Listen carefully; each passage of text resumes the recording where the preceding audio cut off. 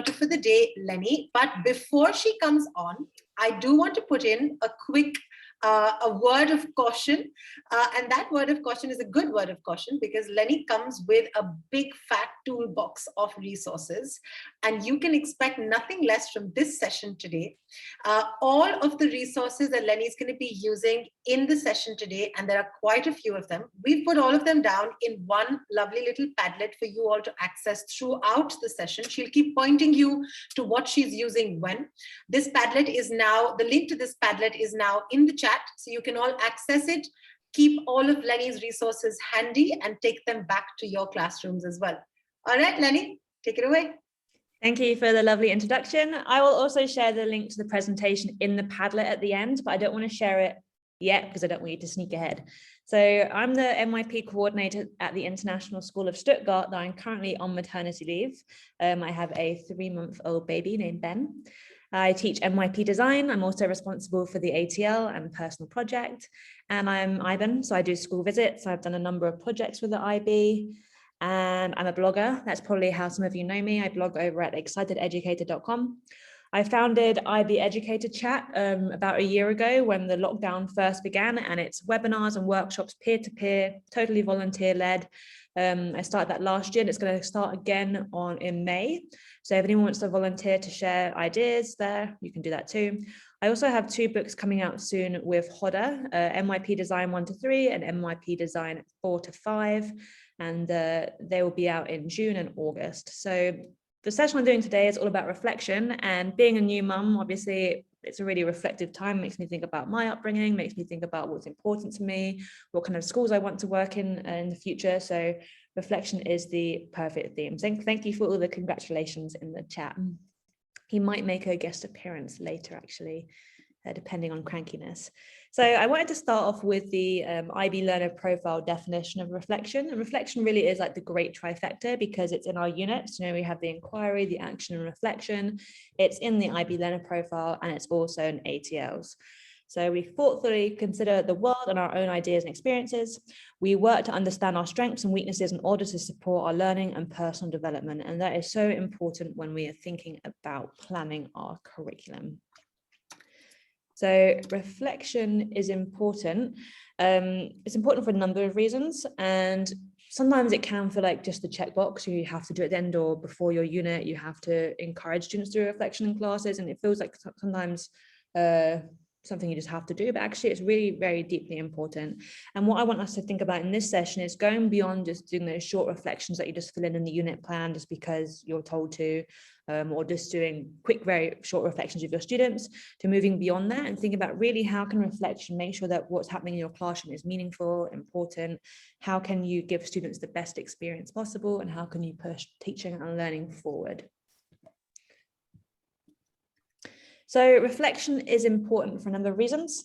Firstly, a unit is never complete, just like a great artwork. This is something I really struggled with writing the books because I have 12 chapters, they're a unit each. I write them and then they're done. I'd send them off into the world and I don't get a chance to adapt them, change them.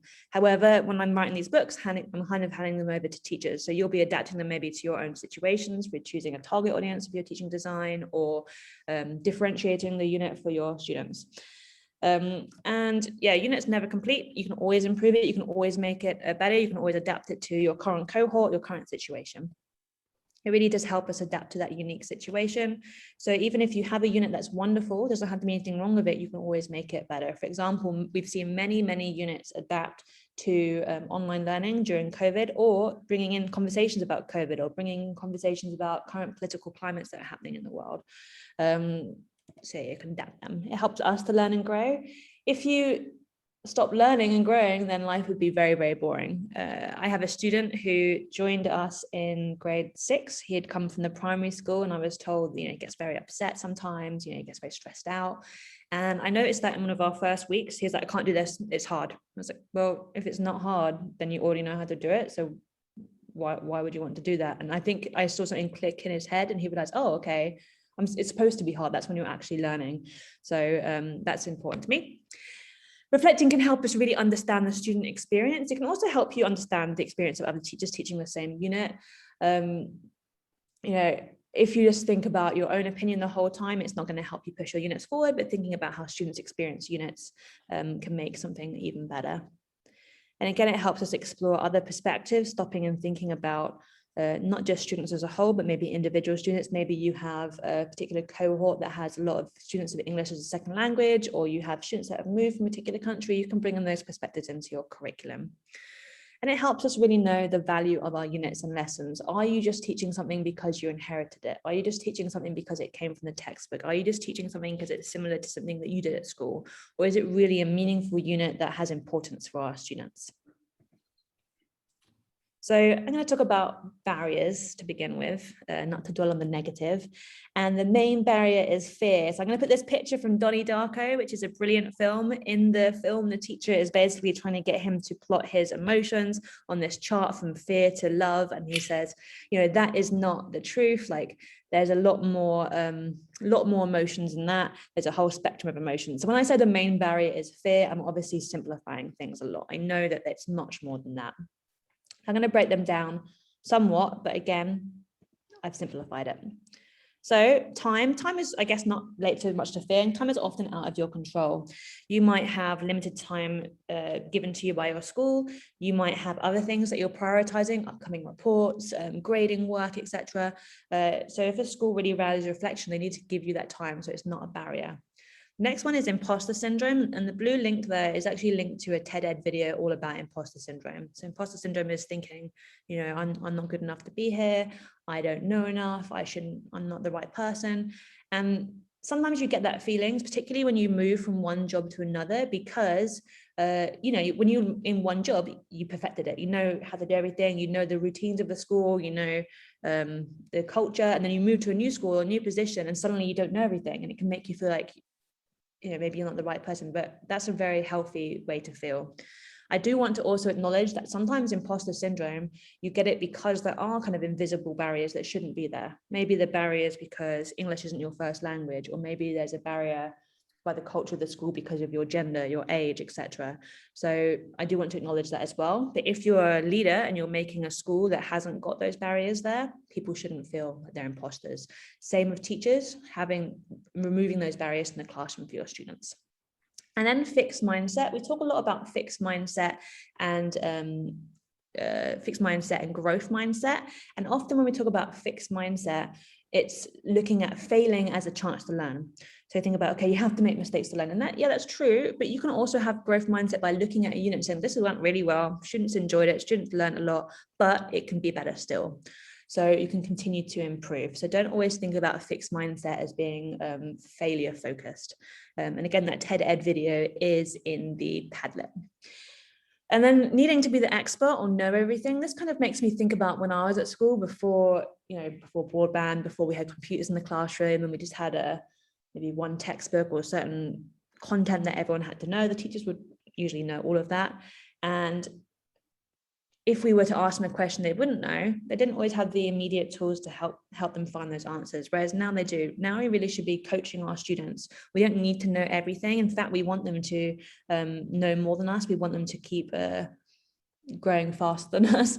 So we want to not have to be the expert in the room. So I think about that when I think about coding. I don't know every single coding language. I'm not an expert in every coding language.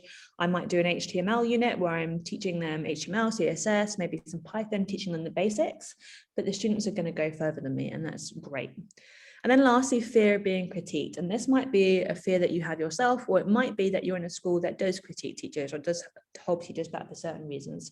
So it might be that the school needs to address that and remove that, or you have to be comfortable with being critiqued. So I want to know which of these are the barriers to you and which other barriers do you face. So in the chat, if you pop in the biggest barrier that you have to reflecting, and that can be reflecting on an individual unit or reflecting on your teaching practice at home. So I see time with a big exclamation mark, time, perfectionism.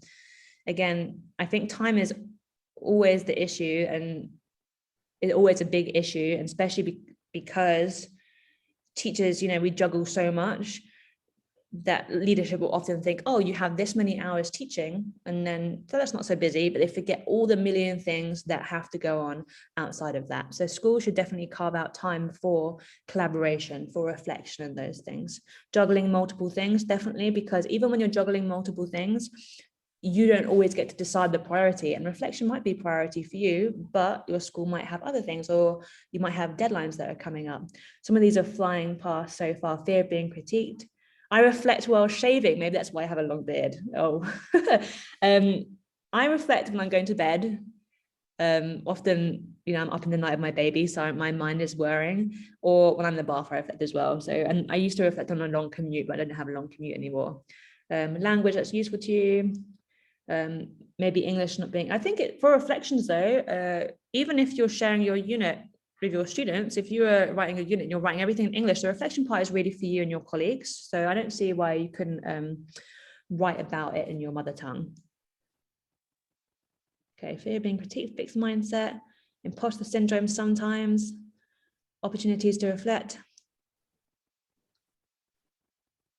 So it says, Lenny, is reflection only counted if it is done as a separate section in the unit? No, like obviously the unit has those reflections before, during, and after, and we'll talk about that, but we're going to go beyond that in this session. So I'm going to move on now, and hopefully you can see each other's comments. It's been really, really active in the chat. Also on the Padlet, there is a space. If you want to share something particularly different, you can share that on the Padlet as well. And there's a column for those barriers. So the two barriers that I find the biggest were, and are not so much now, imposter syndrome. So I used to think I started off teaching when I was 21. Oh, I'm too young to teach, or, my accent is too rough, or I speak too fast, or I'm too young, or I'm a woman, people are going to look down on me. And so I had this kind of imposter syndrome before. I also don't come necessarily from a traditional kind of educational background myself. So not having that made me feel like an imposter. And now I don't really, if I don't know something, I'm very comfortable with that. And so imposter syndrome really has been a big hurdle that I've overcome. And then this other comic, also by Gemma Correll, shows her getting loads of positive feedback and then one negative. And I used to really dwell on negative feedback. I used to only really hear that negative feedback and worry about it and kind of relive conversations in my head, or panic, or worry if one student didn't get the work done. But now I'm more comfortable with that as well. And I usually I think I'm pretty good, even if I do take negative feedback and maybe I feel a little bit upset at the time, or it hits me in the heart. The next day I have actually thought about it a lot, and it really does help me grow. So listening to the negative feedback is not necessarily bad, but don't focus on it completely, and think about those positive feedbacks. So I know that schools can do things like my last school, Atlanta International School. I think maybe Sandy McKenzie is here. He had something called ACAB, so ACAB, above the call of duty. Yeah. And it was like certificates they'd give out to highlight awesome things people have been doing. Or we had activities where we had a big flip chart paper and people would write people that had inspired them and things like that to really make you remember those positive pieces of feedback. And I think it is really nice to make sure you're giving those to your colleagues as well, regardless of if you're in a leadership position or not. So I'm going to go on to the different stages of reflection. And if you've seen my presentations before, you know that I often put cheesy pictures. So this is the seedling starting to bloom. So this is when we first create the unit. So it starts before we begin with backward planning. So with design, obviously this is super easy because I probably have in mind the kind of product or products I want my students to make. And so I can kind of backward plan from there. You might also, if you're on another subject, know that you want students to end with a podcast or a presentation or an exhibition, but you have to think beyond that to what is really important for students to know and what skills do they need to develop. And then what is the big picture of the unit? And that could be your statement of inquiry, and then plan from there. What are all the small things that are going to need to go to help them reach those? Okay, then unit planning and reflection. So this is the main 4 parts I'm going to speak about is individual with teaching partners. So what I mean by that is if you are teaching a grade 6 design unit, it would be the other people who are also teaching the same unit. And then with other colleagues, so colleagues who are not teaching the same subject or same grade, with students, and then with the wider IB community. I saw just in the side, someone's commenting about reflection is so important in the IB learner profile. It's something that we want our students to have, but then teachers are often resistant to the IB learner profile. I think this, we need to realize that the IB learner profile are attributes that we want everyone to have, not just our students. So when we're teaching or have recently taught a unit, so that's when the kind of traditional reflections come in that you're probably very familiar with. So the before, during, and after a unit, and those are from principles into practice. There are a set of questions that you can use. And they're on the unit planner. And there's also a document that the IB has called Evaluating MYP Unit Plans. And I've put a link to an interactive version of it there, because the one they provide is just a PDF. The one I have is just a spreadsheet. They did have one for evaluating interdisciplinary unit planners. I don't know if they've put a new one out for the new IDUs. But those are also very useful. And if a school provides time for you to do that, instead of it being on the teacher's back to do it, providing time for groups to go through this together, to do it in a meeting, to do it in a whole PD day is very important. And the reason we do these is it helps us improve our units. It helps us focus on what teaching what matters. We can learn from our colleagues, and it really helps you be prepared for next year, regardless of if you are teaching the unit or if someone else is teaching your unit. Having those reflections will really, really help you to remember exactly what worked and what didn't work, because you might remember at the time, oh, this video, they hated it. But then you're going to teach one unit, another unit, have your summer holidays, and then you come back and you've forgotten. So having those reflections there really, really helps. It also helps to keep them year on year. So you might have one cohort one year who have a lot of students who are phase 1 and 2 English. And then you might not have that for the next 2-3 years. And then another time again, you have another class, which is phase 1 and 2 English. You can go back to the reflection and see what worked and didn't work. Someone's asking for links from the previous slide. All the links are in the Padlet. And at the end, I'll also share this presentation. Educators can become possessive. Someone's asking this in the chat. So I guess that possessiveness, that's kind of maybe a cultural thing. I like the phrase, don't get mad, get curious, which one of my colleagues once told me. I said, don't just get mad and think they're doing this because they're being mean or being possessive. Think why they're doing it. Are they afraid of failure? Are they afraid of being critiqued? So why is that person being possessive? So yeah, don't get mad, get curious. So in Toddle and in other systems as well, you can reflect during, after, and before the unit, and they have some questions from principles and practice that help you. And they can be super useful for a range of things. Something that is very nice that Toddle are going to be doing soon is they're also going to be introducing student reflection questions, and that will be built in there as well, so that you can, it will give you prompts to help you reflect with your students. So Toddle did reach out to some coordinators and teachers and asked them to share reflections. And we had loads. We had really, really useful ones, and they shared their statement of inquiry, the purpose of the unit, and they shared the before, during, and after reflections. And I went through and picked out a bunch, and I chose these 4. They just happened to be from 2 schools, so I apologize for that, but they're one of the ones from many, many, many schools. And what I think the focus of these reflections should be is the purpose and the practical changes you can make. So purpose could be the general purpose of your unit, what is important to teach. You can go back to that backward planning and think there. Or it can be the general purpose of teaching in general, like do you want your students to be collaborative? And then you can also mention those practical changes. So if you look at these comments, the first one is talking about what students have enjoyed, and it's talking about discussion, so collaboration. So those are probably things that are very important for our purpose. The next one is also talking about differentiation and student reflecting and students using their own techniques, having a bit of student agency, which is also something that we want as a part of our purpose. And the last 2 are really practical. So Socrative seminars and 4 corners work really, really well. Next year, when I come to this, I'm going to introduce empathy maps for every unit. So it's a real practical guidance to help you. So if you're doing that, if you're thinking about purpose and practical changes, filling in those reflections won't just be, a checkbox activity. It's going to be useful. It's going to help you to push teaching and learning forward. I also have some other questions that I think are useful to ask. So is your unit worth teaching? Like, is this something that is going to stay with the students forever? Is it something that's meaningful? Are they going to remember it in 5, 10, 20 years?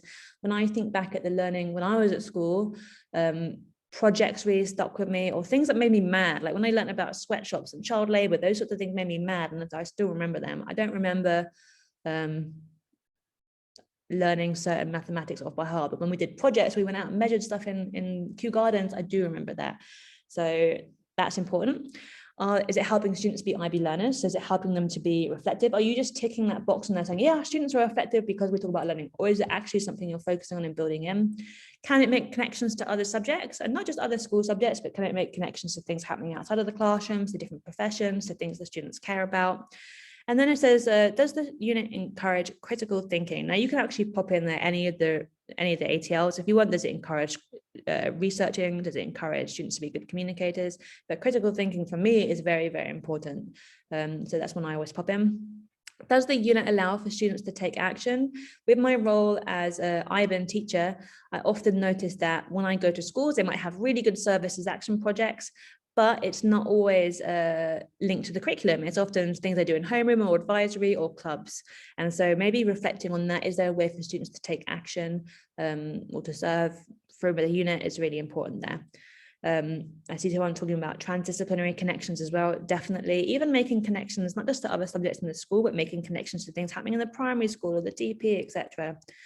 And then can you learn from this unit as well? Because what's the fun in teaching a unit if you're not going to learn too? So what other questions do you ask yourself when reflecting on a unit?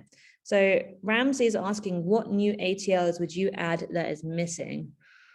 This is difficult. When I was writing my book, there's actually, like, for all the activities in the Hodder book, she put a different ATL indicator, and there was a couple that kept coming up, and I was like, why is this not an ATL? But I can't quite remember what it was right now. I think things like practice empathy is like one little ATL indicator. I think empathy could be broken down into so many different things. I think even the ATLs could be linked up to like project serious thinking routines. You could have way more ATLs about perspective taking. Here's a nice question. How can I cater to the learner profile and international mindedness? You could even add a question, does my unit have enough different perspectives? Tolerance is in there as well. Yeah, was I able to differentiate instructions and activities? How can you deal between freedom of planning and teaching national curriculum? I know that is very hard. I have the luxury of working in international schools. We don't have such a rigid curriculum. Sometimes when there's much more content heavy things, like I know mathematics, for example, it can be very content heavy.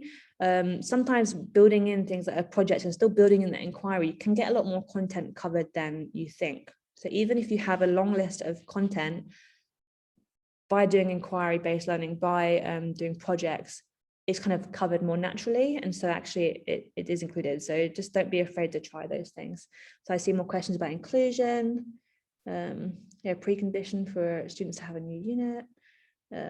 Were the students challenged? Exactly. Was it too hard? Was it too easy? Or was it perfect? Were they actually learning? That's a nice level of challenge. These are really, really good. I'm going to move on, but please feel free to pop these into the Padlet. I think they're super, super interesting. Are we building on what students already know? Enough differentiation, engaged? You guys, you're so good. So these are the kind of big things for me. So I want conversations about the learning to continue outside of the classroom. So as I was saying earlier, when I was at school and we had learning about sweatshops and child labor, it was something that we were raging about. We spoke about at lunchtime, we spoke about the weekends, we spoke about to our friends outside of school. If students are only discussing what the learning in the classroom, the content in the classroom, it's probably not so engaging to them. So is it something that they're walking out the classroom still talking about? Do students go home and tell their parents what they're learning? So if you have a child, or you can remember when you were a child, because we all were, parents always ask, what did you do at school today? And students always say, nothing. That's not true, right? Of course they're doing loads of stuff. Sometimes you have to prompt the kid and say, oh, what did you do with Miss So-and-so today? Or how's that project going? You have to give them really pointed questions to get a good answer from them. But if you are able to just say, what did you do at school today? And the student starts telling you everything about something that happened in class, and it's not complaining about what a teacher did or a friend did, it's about the learning, then that is a fantastic indicator that what's happening in your classroom is important. And then lastly, I want units that create stories. So as I was saying, are they going to remember it 5-20 years time? Are they going to remember a special product they did, that they built an amazing podcast that then they shared with the wider community? Are they going to remember a particular visit that we went on? What kind of things will they remember? So are we creating stories? And you can think about your own teaching philosophy, the own things that are important to you, and maybe have them printed on your notice board in your office or your staff room, or maybe you'd have them every time you're reflecting on a unit. So feedback and reflection go hand in hand. So when I was writing this presentation, I was like, yeah, it's all about reflection. And I realized, oh, actually a load of it is about gathering feedback, giving feedback. I was like, oh, well, actually, even reflecting individually is kind of giving yourself feedback. So I think these two go hand in hand. So I'm thinking about how you can get reflection, feedback to help you reflect from other colleagues. So maybe your school only gives time in subject groups. You're only really finding time to reflect with those teachers that are teaching the same subject, but maybe your school could build in time for you to reflect with subject teachers on the same subject, but different grades. So you can help with vertical planning. Maybe a different subject of the same grade. Maybe you're doing a design unit and you're going to get some feedback from science or from PHE or from English. And then what about teachers who teach a completely different grade? And that can be teachers that are teaching PYP, giving feedback to teachers that teach MYP or grade 6s to grade 10s. I think this is really important. For me, I think that when we have our MYP kids, our MYP ones are our youngest, they're our babies, that, you know, we think of them as the kind of, oh, they're just fresh, they don't know stuff, but they've come up from being the oldest kids in their primary school, from being the ones who know it all. And so we sometimes, we don't value how much they already know. So I think it's really good for us even to go to the exhibition if you have a PYP primary school attached to your school, going down to the exhibition and seeing what students are capable of. And moving beyond having a transitionary meeting, which is just 5 minutes, to looking at some of the student work in PYP, or PYP teachers coming up and seeing what we're doing in MYP, because that can really, really help. It's also just interesting. Sometimes it's really, really nice to go and see what some of the older grades are doing, especially if you've been in the school for a few years, so you can go see exactly how much a student has progressed. But it can really, really help you to understand students' journey throughout the school. And not only are you going to benefit from the other perspectives, but you can also make connections. This might help you with interdisciplinary units, or just interdisciplinary learning in general, or transdisciplinary learning in general. It might help you to just learn other strategies. You might go into an INS class and learn all about OPCVL, which you haven't used before. Or you might go into a class and someone is using a particular piece of EdTech technology that you haven't seen before. So I think it's really, really important. With that, I want to also mention doing classroom visits. Sometimes classroom visits are seen as a scary thing, where the leadership are coming in and doing a judgment on your teaching. Really, classroom visits should be about the person observing learning, so that they can go and see other classes, see best practice, and then feedback exactly what they love to teach us. It's both people are learning, but it shouldn't just be some sort of scary situation where you fear that you're going to get judged, or you're very nervous to have that. It should be a learning place for the viewer and for the teacher teaching. So then we're going to move on to with students. So students are why we teach. So we should obviously use them in our reflection. So what do they like and dislike? Because actually you learn a lot more when you like what you're learning, right? So it is important. What do they find easy or difficult? What activities did they like? What questions do they still have? What would they change? What did they care about most in the unit is super important.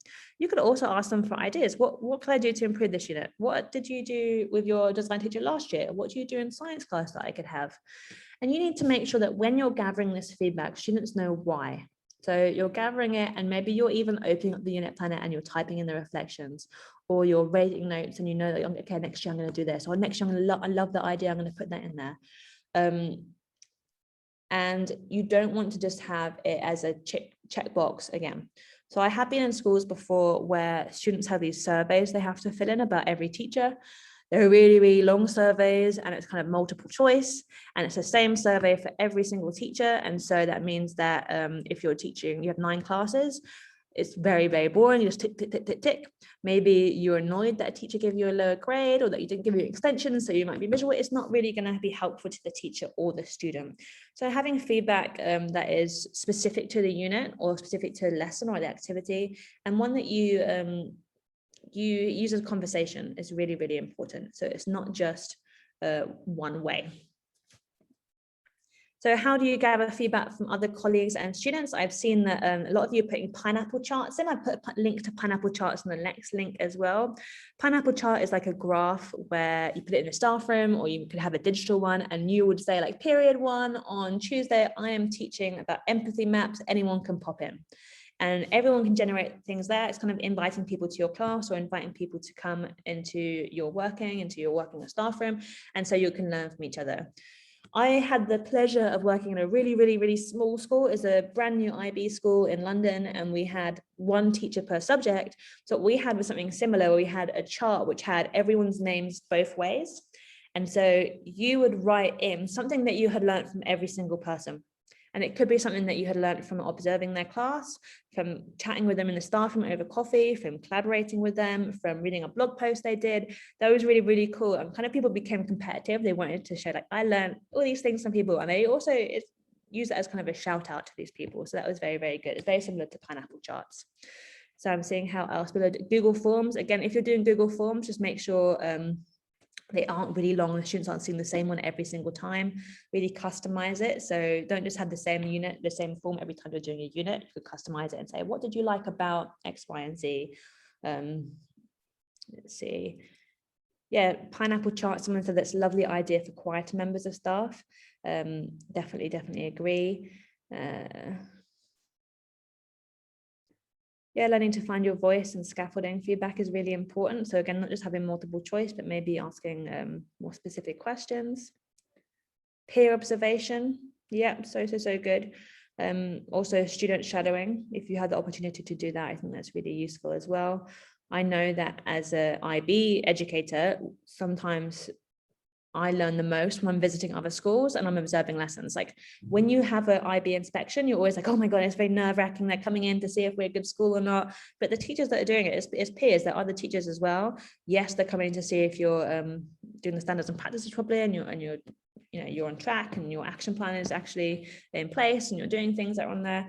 But they're also learning from you. They're also seeing best practice, seeing the great things you're doing in the classroom. That's really when I learned so much. So I definitely recommend applying for IB roles like school visitors.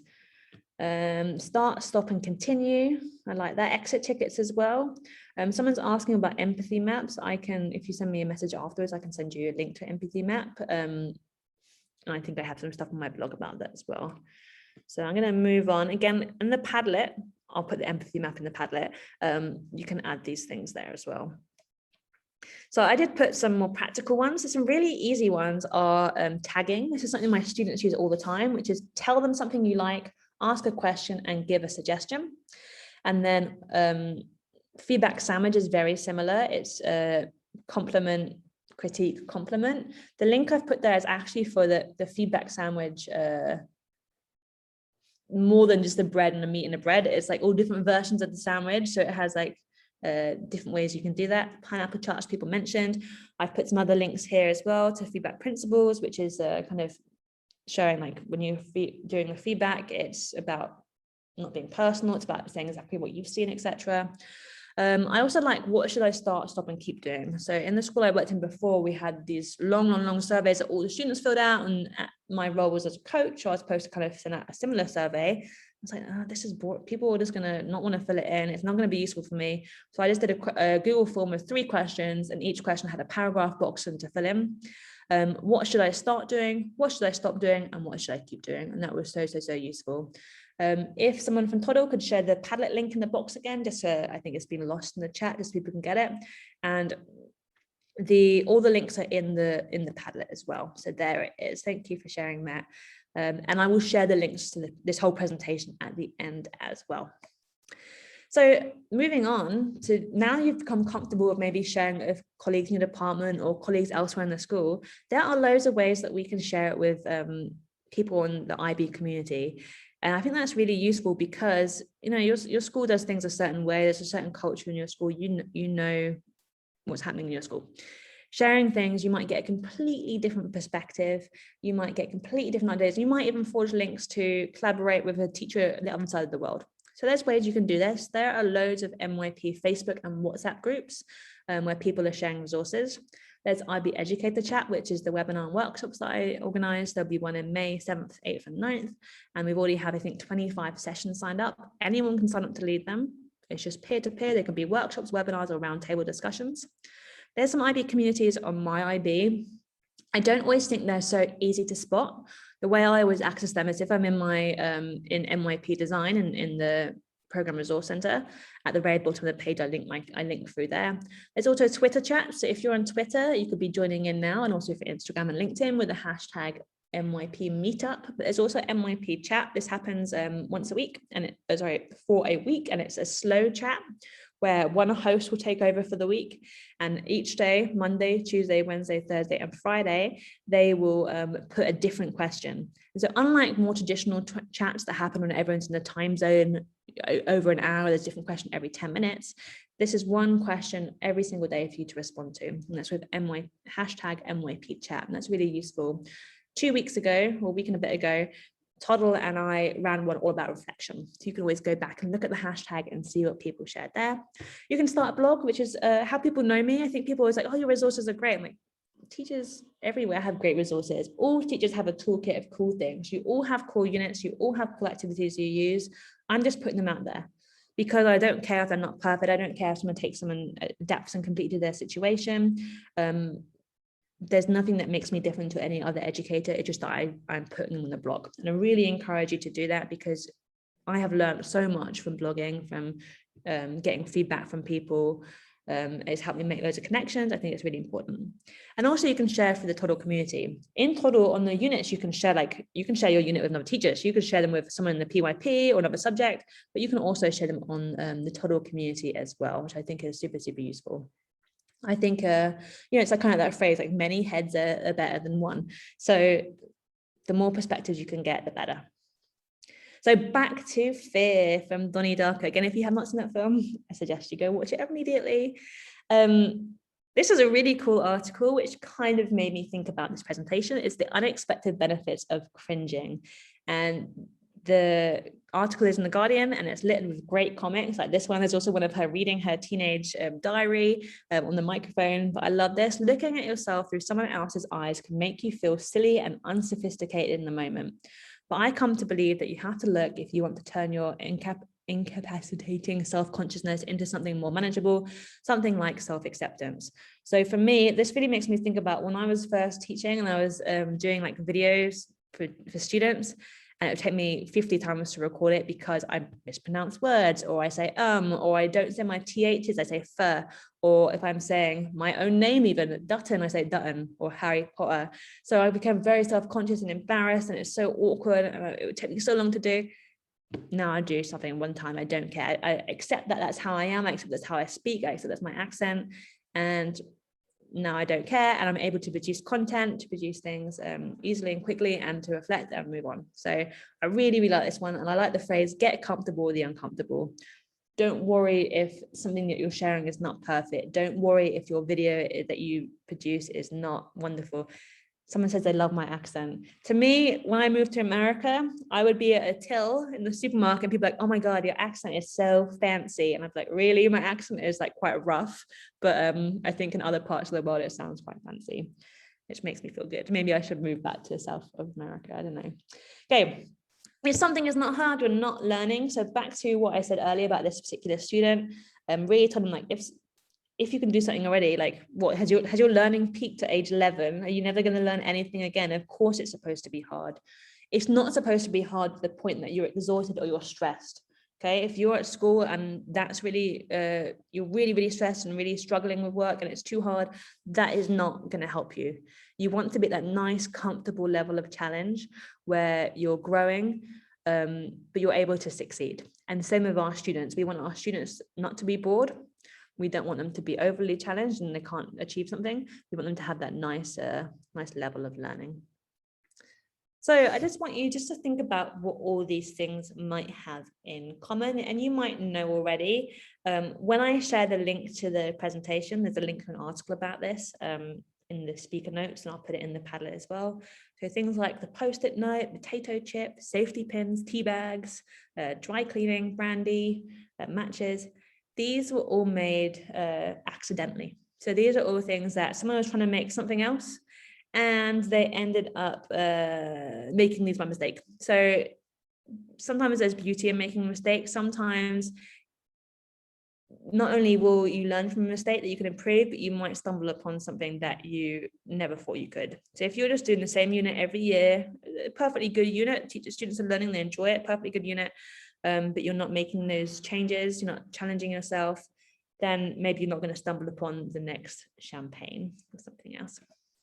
Okay, so be a risk taker. So I started off talking about the IB learner profile of reflective, but I think that being a risk taker is linked as well. That helps us move beyond just looking at our units, doing general reflection, to really reflecting to make teaching and learning grow within our units. So this pushes us further. And I like this. We approach uncertainty with forethought and determination.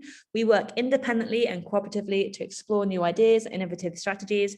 We are resourceful and resilient in faces of challenges and change. So I love that definition. It really is worth, when you're looking at the IB Learner profile, looking at the definitions of the students, not just saying risk taker, communicator, etc., because people assign their own meaning to those, but really looking at them themselves. You can also get students to write their own definitions, or even say, what does it mean to be a risk taker in design? What does it mean to be balanced in science? To really dig deep into those. But for me, for this presentation, reflective and risk taker are the ones I want you to remember. So some more ways to reflect. I think some of these have been covered with some of the lovely comments you guys have had. Peer observation, someone mentioned. And again, it doesn't have to be teachers of the same subject. For me, with COVID, I haven't been able to do this because, you know, we're all in bubbles, but I love going down to the primary school, even just going into their staff room and doing my photocopying there and hearing the conversations, seeing the posters they have up, or just seeing the displays, or going into a primary school classroom. You really learn so much, learning from kindergarten teachers right through to DP teachers. That observation is super important. Student shadowing, it's a great way to understand the student experience. Trying to, I think sometimes when you get an opportunity to shadow students, it's because you're visiting a school, or you know, sometimes you get partnered with the student who is doing really well, is very quiet, gets good grades. Shadow a student who struggles, shadow a student who plays up. That's going to be much more of a good experience for you. Filming lessons, and again, if you actually go to, I think, YouTube and type in Arc Vega, ARKVEGA, you can see videos of me when I was 22 in the school talking about the importance of learning, the importance of reading, plagiarism, and it's so awkward, but I learned so much from filming myself. And also filming your lessons, I think that's really easy to do with online learning. You have to obviously see if it complies with GDPR, or see if you're allowed to record, but watching yourself back is super important. Things like, what language are you actually using? What are you showing that you value? What are you spending most time on in your class? That will really help you. And then sharing them with your colleagues, or from other subjects or from other schools. And you can also use BQC. So if you're a school that does e-assessment, you don't have to do BQC, but you can always send off your units to the IB for that building quality curriculum, for that feedback as well. So again, back to those benefits, better units, better relationships with colleagues, better reflectionships with students, better relationships with other IB educators, and showing students that you're a lifelong learner and live the IB learner profile attributes. So these are some of the benefits of reflecting on your units, reflecting on your general teaching practice as well. So final takeaway, be a reflective risk taker, even if sometimes it is uncomfortable. So it is time for questions. And what I will do is, I think that Pallavi is going to take the questions, but I'll pop in the link to this presentation in the Padlet, just so anyone can have it if you want it now. Absolutely, and we will make sure that the Padlet is also once again shared with all of you once the session is over, so you can keep coming back to it. And thank you, Lenny, for all of these wonderful resources, for being so generous as always. Let's just quickly look at some of the questions that have come in. Lenny, there's one from Greg, and he has a particularly interesting one. He's talking about how there's regular disagreement about what is the end point of a unit, the place where you start. So backward planning, standards, assessment tasks, SOIs, thoughts about what you need to have worked out first before you really dive in to start the unit. So for me, obviously I teach design, so we do have that final product. I would think product and statement of inquiry. The statement of inquiry to me is the big thing that you want them to remember, right? There's a big transferable statement. This is kind of a more complicated question, because if you don't have a good statement of inquiry, you don't have one that's meaningful to you, you can't really backward plan from it, right? So if you are doing like a fridge magnet exercise where you're bumping together the key concept, related concept, global context, and it's kind of this clumsy statement, it's not going to be helpful. If you have a powerful statement of inquiry, definitely use that as your focus and your final product. But then if you have certain skills, certain standards that you have for a state requirement, for local requirement, or scope and sequence, having those two is helpful. But for me, again, the big purpose, statement of inquiry, that big thing they need to do, and then the product. Obviously, I have these kind of long-term things that I want my students to have by the time they graduate. I particularly use ATLs for that, and we do have the chart that helps us scaffold that. So I might not necessarily say, okay, I want them to collaborate in this unit. That's the main thing I'm going to focus on for backward planning, but it's something I'll build in. So I will have my product, my statement of inquiry, and then I'll pepper it with other things that are important, but maybe not important for that exact particular unit, but things like collaboration, research skills will be built in as well. Okay. Thank you for that. Sandhya wants to know, Lenny, if there is, when we get reflections from our students, when we collect them, who needs to have access to these? Are there any preferred practices regarding this?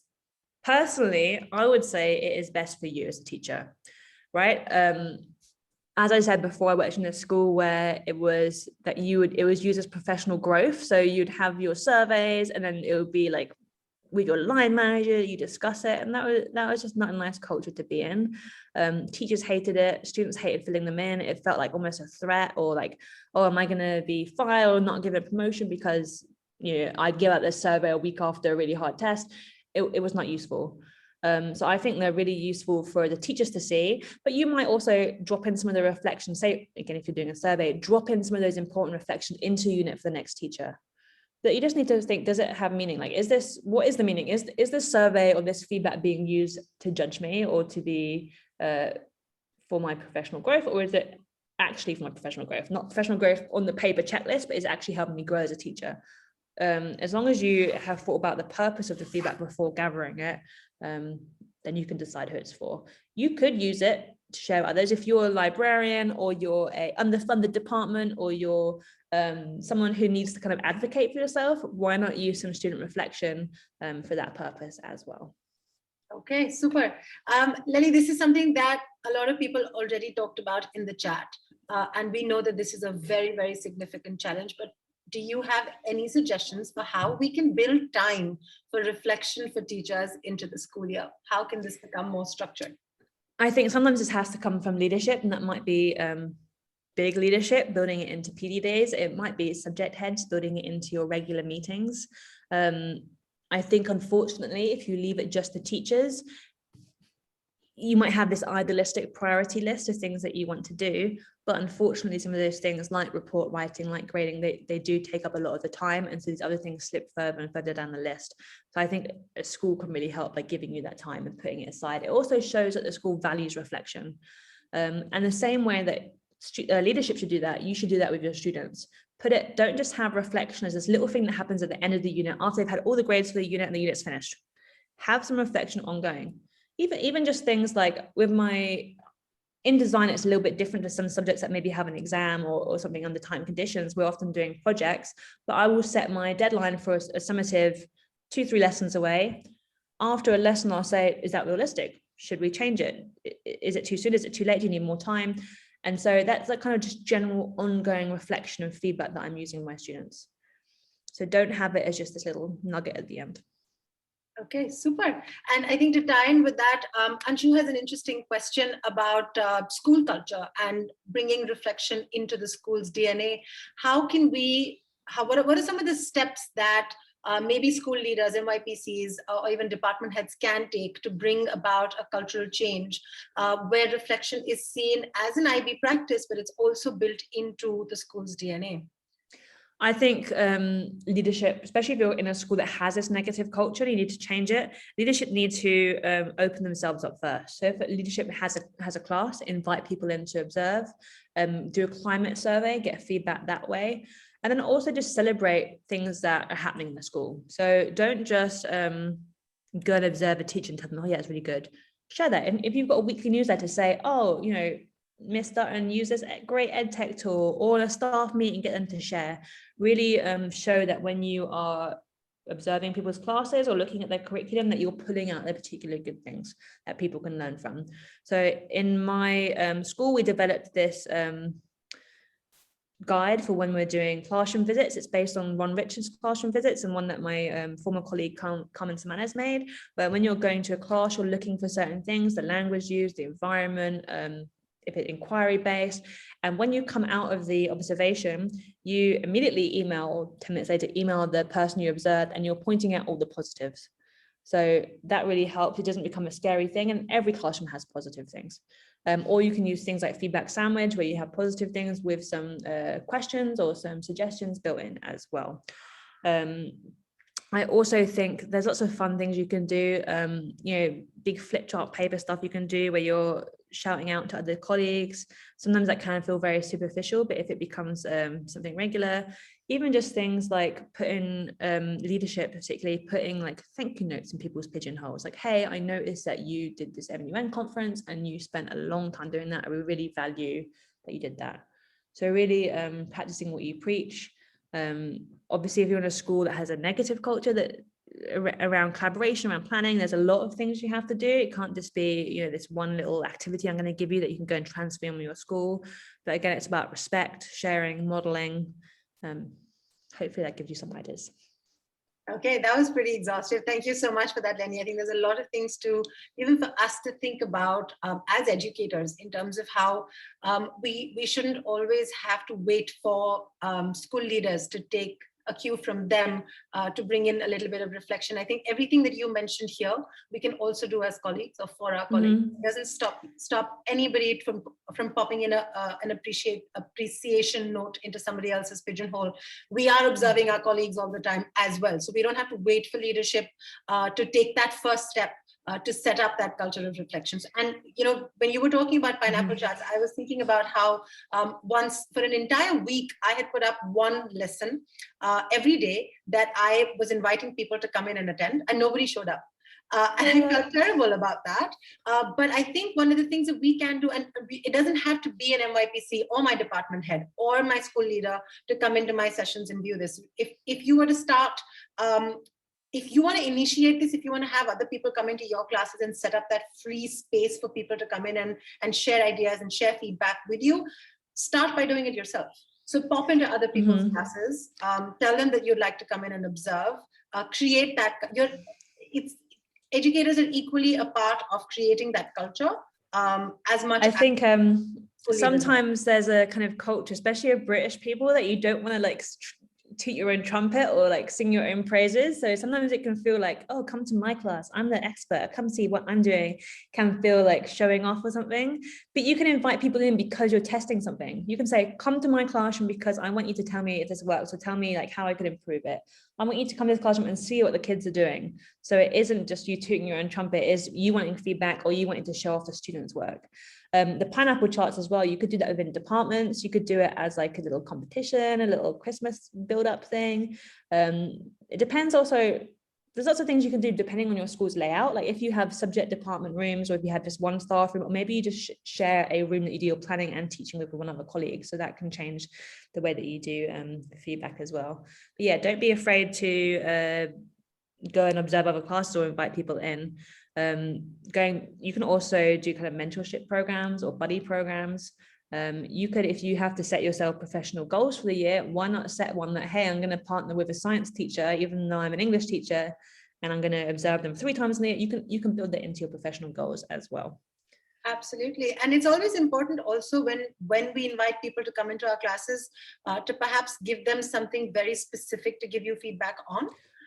Otherwise, it tends to just be, oh, you could do this and you could do this and you could do this. But if I was actually asking you to come in and observe how I did a collaboration activity with my students, it would be useful to perhaps put it out there when somebody comes in to observe and say, hey, I'm trying to do this. Can you tell me by the end of the lesson if I was actually able to do it right?